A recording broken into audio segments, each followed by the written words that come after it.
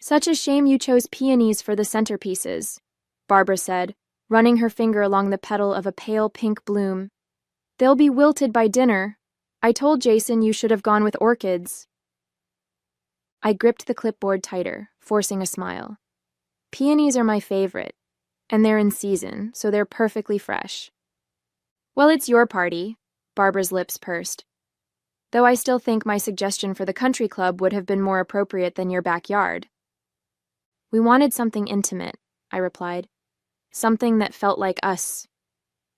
Barbara's eyes narrowed slightly. Yes, well, you've always had unique tastes. My name is Aubrey Collins, 29 years old, and today marks my third wedding anniversary with Jason.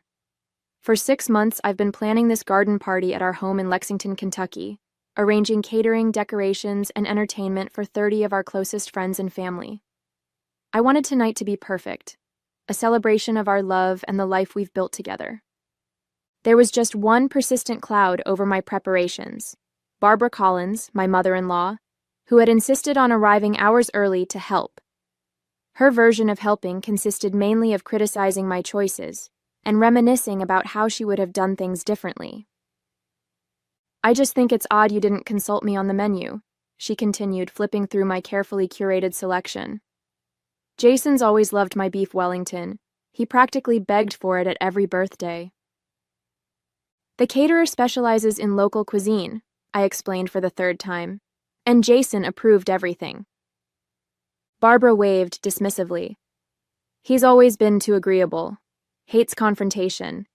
It's why he lets you make all these decisions. I checked my watch, grateful that guests would arrive in just over 2 hours. I need to finish setting up the bar and take my medication before getting dressed. Oh, yes, your condition. Barbara's voice dripped with skepticism. Such a burden for Jason. I headed inside without responding, my patience wearing dangerously thin. In the kitchen, I took a calming breath before reaching for my prescription bottle on the counter where I'd left it that morning. My medication for severe autoimmune symptoms wasn't something I could skip, especially on such a stressful day. I shook the bottle and paused. It sounded different, fuller somehow, with a lighter rattle.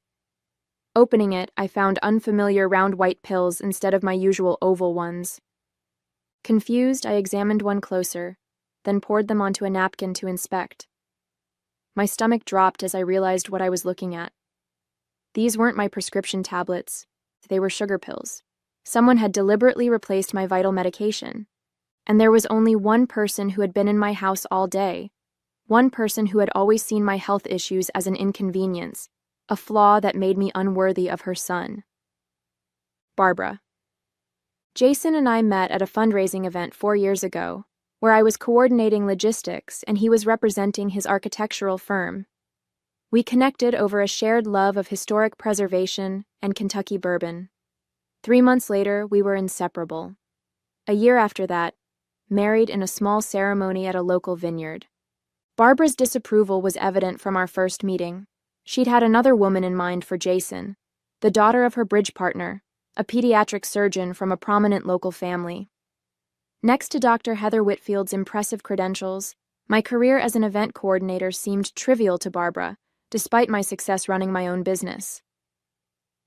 It's just glorified party planning, she once remarked within my earshot. Hardly a career. When Jason proposed, Barbara's campaign against me intensified. She questioned my health issues, the autoimmune condition I'd managed since college, suggesting I might be exaggerating for attention. She accidentally included shellfish, which I'm severely allergic to, in dishes she prepared for family dinners. She reminisced constantly about Jason's ex-girlfriends and their accomplishments. Despite her efforts, Jason and I built a happy life together. He supported my business as it grew, and I cheered him on when he made partner at his firm. We renovated a historic home in Lexington's Chevy Chase neighborhood, creating a space that reflected both our styles. Barbara found fault with every decision, from the paint colors to the furniture arrangement. It's too modern, she complained. The Collins family has always appreciated tradition. Jason usually deflected his mother's criticisms with good humor, attributing them to old-fashioned ideas and difficulty adjusting to change. He saw her actions as misguided attempts to protect him rather than deliberate attacks on me. "She'll come around," he often assured me. "She just needs time." 3 years later, I was still waiting for that miraculous transformation. If anything, Barbara had become more calculating, timing her barbs for moments when Jason wasn't present to witness them. For our anniversary party, I had attempted a peace offering, incorporating several elements Barbara might appreciate: her favorite flowers in the guest bathroom, the bourbon brand she preferred at the bar, a special table near the garden's best views. I even invited her early, hoping to make her feel included. Now, staring at the sugar pills that had replaced my medication, I realized how naive I'd been. Barbara hadn't come early to help. She had come to sabotage. I searched through my purse for my backup medication, which I always carried for emergencies. Finding the small pill case, I quickly took my proper dose. As I swallowed, I considered my options. Should I confront Barbara immediately? Tell Jason? Cancel the party altogether? The thought of Barbara's satisfaction if I ruined my own anniversary celebration made the decision for me. The party would go on, but I would be watching my mother-in-law very carefully. I finished my makeup and secured the last pin in my upswept hair, examining my reflection. The emerald green dress complemented my auburn hair, and if my smile seemed slightly forced, only I would notice.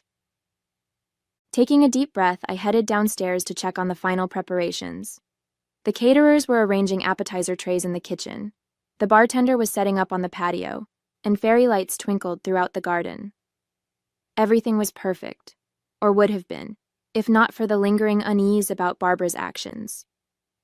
I found her in the dining area, adjusting my carefully arranged place cards. "I've moved the Hendersons closer to us," she explained without looking up. "They're practically family, unlike some of those work friends you insisted on inviting." "The seating was intentional," I said, keeping my voice level. "Jason and I arranged it together." Barbara glanced up, a calculated innocence on her face. "Oh? Well, he won't mind. He always preferred Catherine Henderson's company. They dated in high school, you know." I did know. Barbara mentioned it at least once a month. "I found something interesting earlier," I said, watching her carefully. "Someone replaced my medication with sugar pills." Barbara's expression didn't waver, but a slight flush appeared on her neck, her tell, as Jason had once pointed out. "How careless of you to mix them up," she replied smoothly. "I didn't mix anything up. My pills were deliberately switched." She straightened, meeting my eyes with a cold smile. "That's a serious accusation, Aubrey. Perhaps your condition is affecting your judgment. These autoimmune issues can sometimes impact cognitive function, can't they?" The calculated cruelty stole my breath momentarily. This wasn't just passive-aggressive sniping. This was dangerous. She had deliberately tampered with medication I needed. "Why do you hate me so much?" I asked, the question escaping before I could stop it. Barbara's smile tightened. "Hate is such a strong word. I simply recognize that you're not right for my son. Eventually he'll see it too. We've been happily married for 3 years." 3 years is nothing," she dismissed. "A fleeting moment. Jason needs someone who will enhance his life, not complicate it with health problems and frivolous career choices." As she turned back to the place cards, rearranging them to her preference once more, a terrible clarity came over me. Barbara wasn't simply difficult or overprotective. She was actively working to undermine my marriage, my health, my confidence. And she wouldn't stop.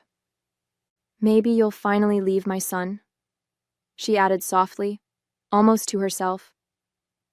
I stood frozen, the full implication of her words sinking in.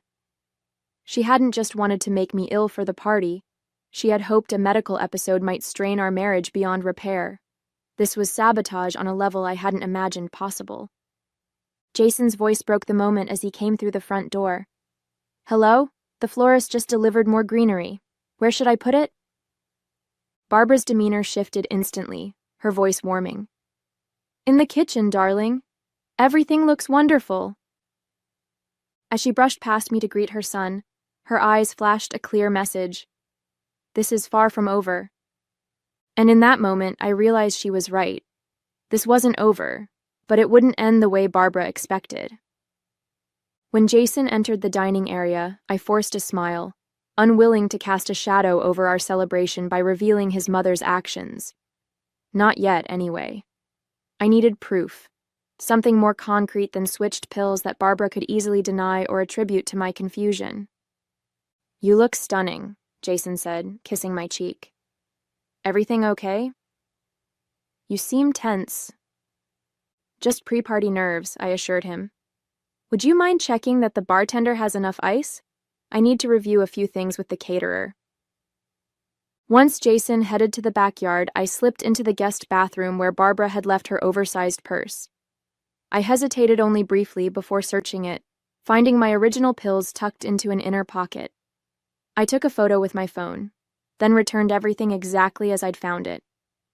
Evidence secured, I rejoined the preparations, keeping a careful distance from Barbara while observing her every move.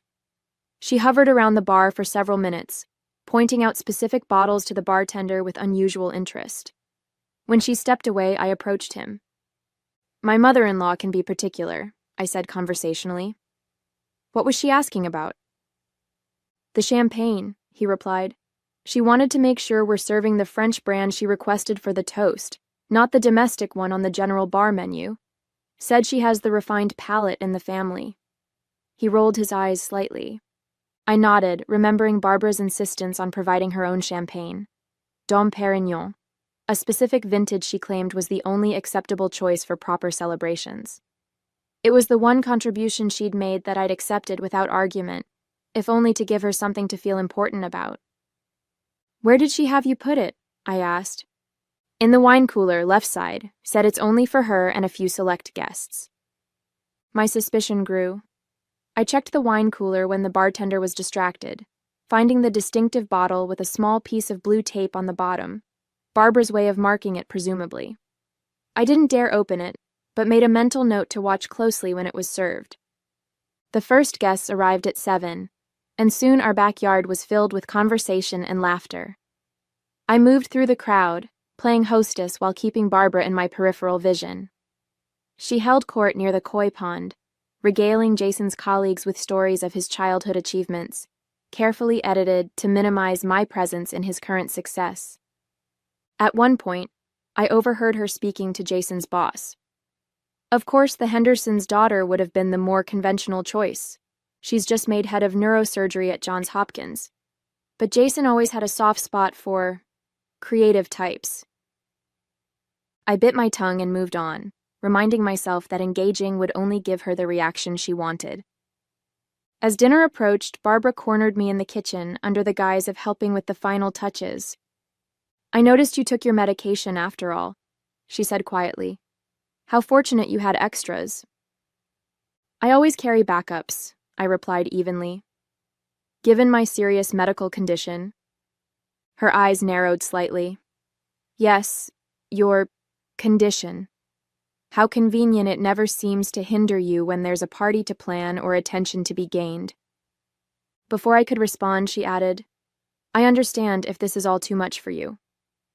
No one would blame you if you needed to lie down while I handle the hosting duties. The offer might have seemed thoughtful to an outsider, but we both knew what it was, another attempt to sideline me at my own anniversary celebration. I feel perfectly fine, I assured her with a tight smile, but thank you for your concern. Barbara's expression hardened momentarily, before smoothing into practiced pleasantness as Jason entered the kitchen. There you are. I was just telling Aubrey how lovely everything looks, she said, though I've offered to take over if she's feeling overwhelmed. Aubrey never gets overwhelmed, Jason said proudly, wrapping an arm around my waist. That's why she's the best event planner in Lexington. Barbara's smile didn't reach her eyes. Yes, well, it's almost time for dinner. Shall we direct the guests to their seats? As she walked ahead, Jason whispered, Everything okay between you two? I hesitated, then nodded. Just the usual. Nothing I can't handle. But as we followed Barbara toward the dining area, I couldn't shake the feeling that something worse was coming. Dinner proceeded smoothly, the food receiving enthusiastic compliments from our guests. I'd begun to think my concerns about Barbara might be overblown. Perhaps the pill incident was her only planned sabotage, when I noticed her speaking intently to the bartender again. He nodded, looking confused before retrieving her special champagne from the wine cooler. I excused myself and approached the bar, arriving just as he began to open the bottle. "Is there a problem?" I asked casually. "No, ma'am," he replied. "Mrs. Collins requested her champagne be opened now so it can breathe before the toasts." "I'll take care of that," I offered, extending my hand. "We're still about 20 minutes from toasts, and I need to speak with you about the dessert wine pairings anyway." Once the bartender moved toward the kitchen, I examined the bottle more closely. The blue tape marker confirmed it was Barbara's special selection, but something felt off. I discreetly smelled the opened bottle but detected nothing unusual. Still, my instincts were screaming that something wasn't right. I made a split-second decision, swapping Barbara's marked bottle with an identical one from our own collection. If my suspicions were unfounded, no harm done. She'd never know the difference. If I was right, I replaced both bottles, Barbara's now safely set aside, and rejoined the table just as the main course was being cleared. Across the garden, I saw Barbara watching me with that calculating look I'd come to recognize. She raised her water glass slightly in my direction, almost a toast, before turning her attention back to her dinner companions. As dessert was served, Jason stood to begin the anniversary toasts. The bartender circulated, pouring champagne, including the bottle I'd swapped out for Barbara's. When he reached Barbara, she pointedly checked the bottom for her blue tape marker before allowing him to pour, then smiled in satisfaction when she spotted it. Jason raised his glass. "To my incredible wife, who makes every day an adventure. 3 years of marriage feels like just the beginning of our journey." Guests murmured in appreciation, sipping their champagne. Barbara took a deliberate drink from her glass, her eyes never leaving mine. I was about to dismiss my suspicions when Jason's college roommate, Ben, suddenly stood up, clutching his stomach. "I'm so sorry," he gasped. "I think I need to—" He didn't finish the sentence before rushing toward the house. Within moments, 2 other guests at Barbara's end of the table showed similar distress, excusing themselves hurriedly. All had drunk from the regular champagne, not Barbara's special bottle, which I'd kept separate. Barbara's expression shifted from satisfaction to confusion as she took another sip, clearly expecting something to happen. When nothing did, her brow furrowed slightly. "Is everything all right?" I asked her innocently. "Perfectly fine," she replied, though her tight grip on her glass suggested otherwise. The pieces fell into place with sickening clarity. Barbara hadn't tampered with her own champagne. She'd tampered with the regular champagne meant for everyone else. By some terrible coincidence, it had been served at her end of the table first, affecting her preferred guests rather than me. She'd planned to claim food poisoning or an allergic reaction, while I dealt with the chaos of multiple sick guests. I felt a cold wave of realization. This went beyond petty sabotage. She'd been willing to ruin not just my evening, but everyone's experience, potentially causing actual harm to innocent people, all to undermine me. I glanced at the bottle of her special champagne that I'd set aside, wondering now what might actually be in it. Had she prepared a backup plan? Was there something in that bottle intended specifically for me? Looking up, I caught Barbara's eyes again. The mask had slipped entirely now, revealing a hatred so pure it took my breath away. This woman, my husband's mother, wasn't just trying to drive me away. She wanted to destroy me. And in that moment, I knew I had to do something definitive to end this war she'd been waging. Not just for tonight, but for all our future celebrations and ordinary days between. As the affected guests returned one by one, looking pale but recovering, I quietly circulated, ensuring everyone had water and offering my apologies for what I characterized as possible food sensitivity in one of the appetizers. Barbara watched from her seat, visibly frustrated that her plan had gone awry. Jason was busy speaking with his boss, giving me a moment to approach the bartender again. The champagne we set aside earlier, could you pour a glass just for Mrs. Collins? I asked quietly. She's mentioned the other bottle doesn't taste right to her. Of course, he nodded, retrieving Barbara's original bottle, the one I suspected might contain something unpleasant meant for the general guests. I carried the fresh glass to Barbara myself. I noticed you weren't enjoying the champagne, I said pleasantly. This is from your special bottle, the one with your marker on it. Her eyes lit with recognition, and she took the glass with a satisfied smile. How thoughtful. This vintage is exceptional. Wasted on most palates, but perfect for a true connoisseur. A toast, then, I suggested, raising my own glass of the regular champagne. To family. Barbara clinked her glass against mine and took a deep sip, clearly savoring what she believed was her untampered selection. I watched her closely, wondering what exactly she had added to the champagne and how quickly it might take effect. I didn't have to wait long. Within minutes, Barbara shifted uncomfortably in her seat, her hand moving to her stomach. A flash of panic crossed her face as she realized what was happening. "Excuse me," she muttered, standing abruptly. "I need to—" She didn't finish the sentence before hurrying toward the house. Jason looked up in concern. "Is Mom okay?" "Probably just needed the restroom," I replied calmly. The toast is about to continue. As planned, our closest friend David rose to deliver the next speech. By the time he finished his heartfelt tribute to our marriage, Barbara had not returned. 10 minutes later, there was still no sign of her. "Maybe I should check on Mom," Jason suggested, looking worried. "I'll go," I offered. "You should stay with our guests." I found Barbara in the upstairs bathroom, the door locked. "Barbara? Are you all right?" I called, knowing perfectly well she wasn't. "Go away," came her strained voice. "Should I call a doctor? Was it something you ate or drank?" There was a pause before the door opened just enough to reveal Barbara's ashen face. "You knew," she hissed. "You switched the bottles." I maintained a neutral expression. "I'm not sure what you mean. Are you suggesting someone tampered with the champagne? That would be not only cruel but potentially dangerous, wouldn't it?" The implication hung between us.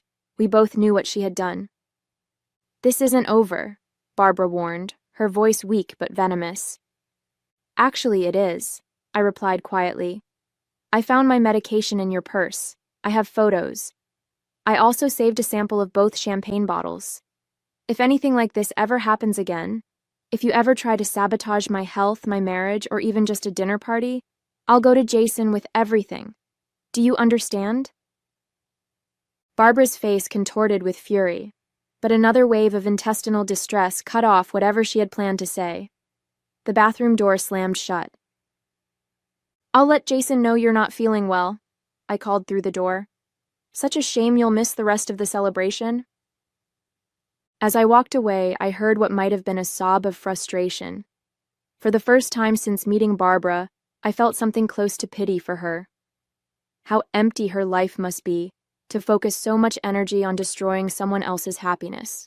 Rejoining the party, I found Jason in the garden, concern etched on his face.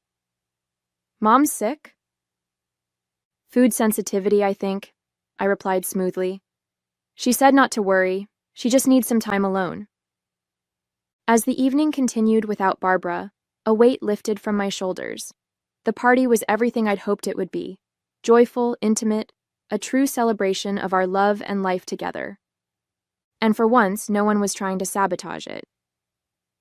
Barbara remained sequestered in the upstairs bathroom throughout the toasts, the cake cutting, and the first dance. By the time our closest friends were preparing to leave, she had been absent for nearly 2 hours. I directed the caterers to box up a slice of anniversary cake for her, making sure everyone heard my thoughtful gesture for my poor, ill mother-in-law. Jason went to check on her just as the quartet began playing our final requested song. He returned looking troubled. "She's finally coming down," he whispered. "But she's insisting someone tampered with her drink." On cue, Barbara appeared at the edge of the garden, her carefully styled hair now limp, her makeup smudged despite obvious attempts to fix it. Her eyes locked onto mine with undisguised hatred. I squeezed Jason's hand. I think the heat and excitement might have been too much for her. As Barbara approached us, I stepped forward with concern. "Feeling better? We saved cake for you." "You did this," she hissed under her breath. "You switched the champagne. You knew." "Knew what, Barbara?" I asked innocently, aware that several guests were within earshot. "That you marked your special bottle? Or that you put something in the regular champagne? The one that made Ben and the Johnsons sick?" Her face paled further as she realized the implications. If she accused me directly, she would have to explain her own actions. "Mom, what's going on?" Jason asked, his brow furrowed with confusion.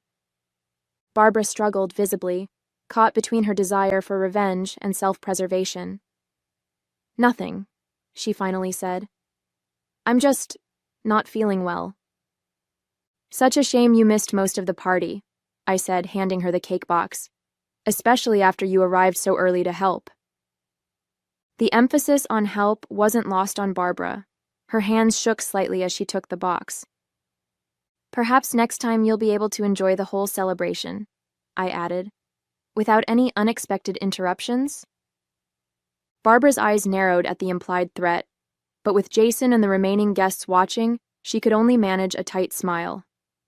"Yes, next time." But we both knew there wouldn't be a next time, at least not one where she had any control. I had won. As the last guest departed and the catering staff began cleanup, Barbara announced she would be leaving despite our offer for her to stay overnight as planned. "I think it's best if I go home," she said stiffly. "I'm clearly not well." Jason, still oblivious to the true nature of the evening's power struggle, insisted on driving her. "I'll handle things here," I assured him, kissing his cheek. "Take care of your mom." While they were gone, I methodically gathered my evidence: the sealed sample of Barbara's tampered champagne, the photos of my medication in her purse, and a new addition. Security camera footage from our garden showing Barbara at the bar, handling the champagne bottles when she thought no one was watching. I stored everything in a secure folder on my cloud drive, then sent myself an email with the subject line: "Insurance against Barbara Collins, anniversary party incident." She didn't need to know exactly what evidence I had, just that it existed and could be used if necessary. When Jason returned, I was curled up on our porch swing, watching the cleanup crew dismantle the last of our perfect evening. "Mom says she's never coming to another event you organize," he sighed, sitting beside me. "What really happened tonight?" I rested my head on his shoulder. "Let's just say your mother and I reached an understanding." "That sounds ominous," he said, but his tone was lighter than I expected. "It's actually liberating," I replied. "I think we'll have a much more peaceful relationship going forward." 2 days later, a stiff note arrived from Barbara, declining our Thanksgiving invitation with a vague reference to prior commitments. The following week, she announced plans to vacation in Europe for Christmas, her first holiday away from Jason in his entire life. As I pinned her note to our kitchen bulletin board, I couldn't help but smile. Sometimes the best revenge isn't just about winning the battle, it's about changing the entire war. And our future celebrations would be perfectly peaceful without Barbara's presence, just as I had planned all along.